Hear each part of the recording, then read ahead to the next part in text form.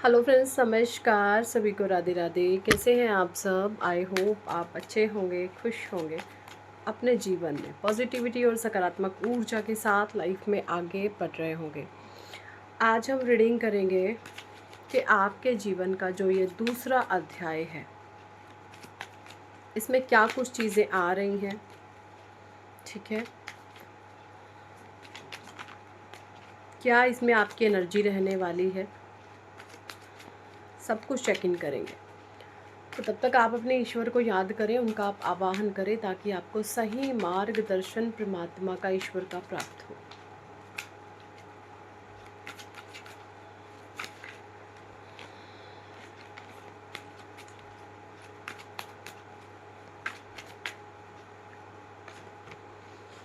King of swords, the hierophant, the magician, ace of swords, six of pentacles, three of pentacles, the chariot, four of pentacles, justice, three of wands and four of wands and bottom deck की energy आई है the lovers. देखिए, यहाँ पे जो इन card से मुझे energies आ रही हैं, आपके जीवन का ये जो दूसरा अध्याय है, इसमें आप मुझे ईगोलेस दिख रहे हैं। आप मुझे आपके जीवन के दूसरे अध्याय में घमंड रहित दिख रहे हैं, अहंकार रहित दिख रहे हैं। आपने अपने घमंड को, अपने अहंकार को आपने चढ़ा दिया है परमात्मा के चरणों में। ठीक है, आप किसी भी चीज़ को लेकर के ये नहीं अब बोलोगे कि मैं कर रहा हूँ, मैं कर रही हूँ, मेरे द्वारा मैं। आपका मैं मर चुका है, मैं ख़त्म हो चुका है।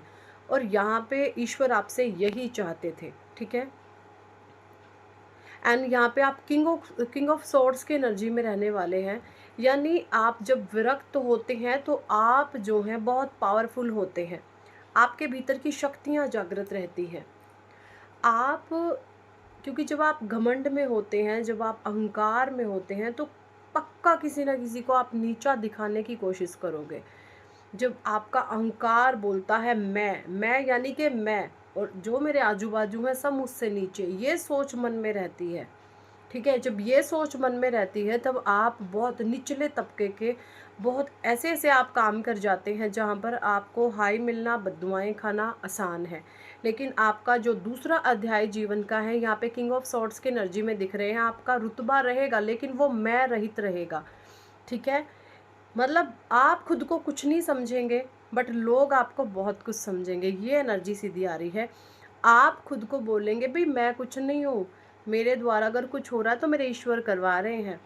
आप खुद को कुछ नहीं समझेंगे बट लोग आपको बहुत कुछ समझेंगे। ये एनर्जी मुझे आपके सेकंड अध्याय में आ रही है, क्योंकि यहाँ पे आपने अपने जीवन की पूरी राम कथा, पूरी गाथा आपने प्रभु के चरणों में, ईश्वर के चरणों में सौंप दी है। और आपकी जो है इस सेकंड अध्याय के जो लेखक हैं स्वयं ईश्वर है, महादेव हैं। ठीक है, या जो भी आप ईष्ट को मानते हैं, आपने उनके आगे खुद को समर्पण भाव से रखा हुआ है। ये एनर्जी मुझे आ रही है। हेरोफेंट की एनर्जी है। आप बहुत ज़्यादा मुझे स्पिरिचुअल, आध्यात्मिक है ना, डे बाय डे आपकी ये जो लेवल ऑफ कॉन्शियसनेस है, यानी मैं आपकी भक्ति बोलूँ, स्पिरिचुअल बोलूँ, ध्यान, मेडिटेशन, जो भी स्पिरिचुअल प्रैक्टिसेस होती हैं वो आपकी बढ़ती जाएंगी। आप ये चीज़ें इस सेकंड अध्याय में अपने एनालाइज करोगे। ठीक है, एंड सेकंड अध्याय में आपको ईश्वर ये मजिशियन वाली पावर देंगे। आप कुछ भी क्रिएट कर सकते हैं अपने जीवन में, जो चाहे आप वो क्रिएट कर सकते हैं। ठीक है, आपको ब्लेस्ड कर दिया गया है। आपके ऊपर इनफाइनाइट का सिंबल है, आपको ब्लेस्ड कर दिया गया है। सेकंड अध्याय में ईश्वर आपको कहना चाहते हैं, although you have all the skill and abilities you need to be successful, however you must use your intellectual concentration and will power to make thing happen. आप अपनी इच्छाओं से, अपनी शक्ति से, अपनी क्रिएशन से कुछ भी क्रिएट कर सकते हैं और आप ब्लेस्ड हैं। एंड जब आप उन काम को करेंगे, क्योंकि मैं रहित हैं, अहंकार रहित है, एंड सेकंड थिंग इज़ आपने लर्निंग ले ली है। आपने जहाँ पर से जो सीखना था, लोगों की चालाकियाँ, लोगों की हेर फेर, सब कुछ आपको बता दिया गया है, समझा दिया गया है। अब आप लोगों को सिर्फ उतना ही देते हैं जितना ज़रूरत है, दैट्स इट। अपने आप को जैसे आपने ना अपनी एनर्जीज़ को आपने कछुए की तरह शेल के भीतर आइसोलेट कर लिया है। ये बहुत पावरफुल एनर्जीज़ है। सिर्फ आप उतना ही अब लोगों को, चीज़ों को दोगे जितनी सिर्फ ज़रूरत है। ज़रूरत से ज़्यादा रिवील नहीं आप कुछ भी करोगे। ये एनर्जी आ रही है। सो ये बहुत पावरफुल एनर्जी है ना आपके जीवन की। जो भी समस्याएं हैं ना, इस समय आप सेकंड अध्याय में जैसे परमात्मा को अपना फ्रेंड, अपना सब कुछ, अपना ईश्वर को सब कुछ मानने वाले हैं, ठीक है। एंड आप सेकंड अध्याय में ये इनविजिबल क्राउन वेयर करेंगे, क्योंकि आप अपनी समस्याओं का रोना, अपने दुखों का, देखिए दुख चैलेंजेस, जब तक ये जीवन है ना, चैलेंजेस और दुखों का, परेशानियों का सामना करते रहना है, करेंगे ही और आती रहेंगी। एक्चुअली ये ऐसा नहीं है कि ये कभी ख़त्म हो जाएंगी, कभी ख़त्म नहीं होगी। अगर जीवन से चैलेंजेस ख़त्म हो जाते हैं ना, तो यकीन माने जीने का जो मज़ा होता है वो फिर नहीं रहता जीवन में।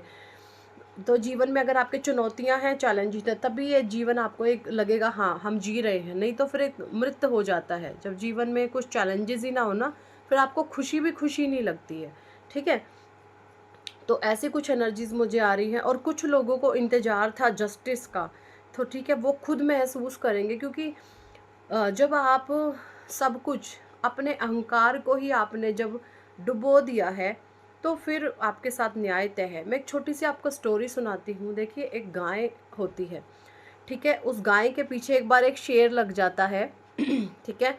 गाय भागती है शेर को देख के, और शेर सोचता अरे वाह भाई, मुझे तो खाना मिल गया। गाय के पीछे शेर लग जाता है, और भागते भागते भागते, गाय भी बहुत तेज़ी से भागती है क्योंकि उसको अपनी जान बचानी होती है।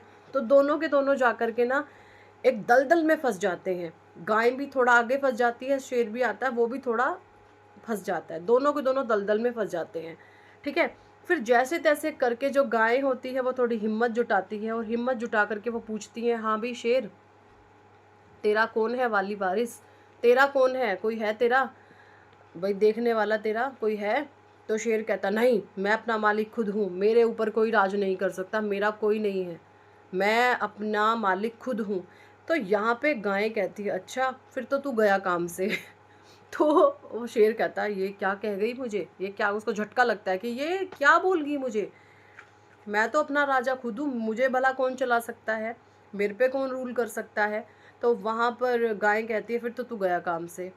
फिर वो कहती है, वो शेर कहता है, शेर सोच में पड़ जाता है ये क्या बोल गई मुझे, क्योंकि गाय उसको समझाती है कि देखो, तुम्हारे अहंकार ने तुम्हें मैं बता दिया कि मेरे से ऊपर कुछ नहीं है, लेकिन गाय कहती है कि मेरा जो मालिक है ना, जैसे ही शाम होगी और जब मैं घर नहीं पहुंचूंगी, तो वो मुझे ढूंढते हुए यहाँ पर आ जाएंगे ठीक है, और मुझे वो बचा के ले जाएगा, निकाल कर के ले जाएगा। तेरा क्या होगा, तुझे कोई निकालने वाला नहीं, क्योंकि जिसके भीतर अहंकार होता है, घमंड होता है ना, जो कभी किसी के सामने झुकता नहीं है, ऐसे लोग अपने मैं के तले ही दब के मर जाते हैं उस शेर की तरह। तो आप जो हैं इस वाली फॉर्म में रहेंगे, बट सबसे बड़ी बात ये, आपको ओहदा भी मिलेगा, पद भी मिलेगा, बट ये ईगोलेस है, लोग आपको देंगे, आप ये नहीं बोलेंगे कि मैं ये हूँ, लोग आपको बोलेंगे कि आप ये हो। सो ये बहुत प्यारी एनर्जी मुझे आपके सेकंड अध्याय में दिखने वाली है। एंड द चैरियट का कार्ड है। चैरियट बताता है यहाँ पर the chariot is not without its challenges, there may be many obstacle in your path, but if you stay focused, keep your composure, and you are confident in your abilities, you will be successful। तो यहाँ पे बोला जा रहा है आपको chariot की energy कि जब आप इस ईगो रहित रह करके आपका सारा ध्यान आपके करियर पे, आपके लक्ष्य पर निर्धारित होगा, तो आपको विक्ट्री मिलनी तय है, चाहे वो कुछ भी है। बट ये अहंकार रहित होनी चाहिए। सो ये एबिलिटीज़ आपके पास है, ठीक है। और यही कार्ड, अगर इसकी हम नेगेटिव जो वैल्यू निकाले, वो you feel powerless and are lacking direction, you need to take control of your own destiny and not let outside forces, देखिए यहाँ पे बोला जा रहा है कि अगर आपके भीतर ईगो होता है, घमंड होता है, तो आपका वो डुबा करके ले जाएगा। सो आपने, जिन लोगों ने भी अपने आप को सरेंडर करा हुआ है ईश्वर के सामने कि मेरे जीवन की कहानी जब जो है आप मेरे परमात्मा लगेंगे, मुझे कुछ नहीं पता, तो यकीन माने आपका सेकंड अध्याय बहुत खूबसूरत होने वाला है, क्योंकि आप ब्लेस्ड कर दिए गए हैं, आपने ईश्वर को अपना मित्र बनाया है। ठीक है, सो यही थी इस टॉपिक पर आज की reading. Thank for watching and listening my videos. Hare Krishna, Hari बोल, राधे राधे।